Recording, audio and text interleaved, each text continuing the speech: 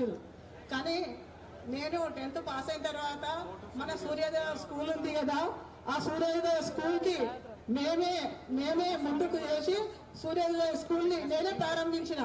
నేనే దానికి 3 years 4 years నేను నడిపించి, ఆ తర్వాత నా మ్యారేజ్ అయిన తర్వాత నేను అది నరసింహ సార్కి అప్పచెప్పిన.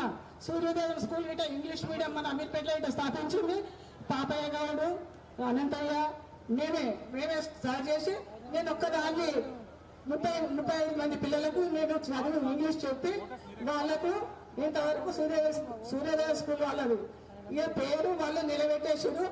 మన అమీర్పేటలో ఇంగ్లీష్ మీడియం అంటే ఇప్పుడు సూర్యోదయం ఉంది, దానికి ఫస్ట్ నేనే స్థాపితం.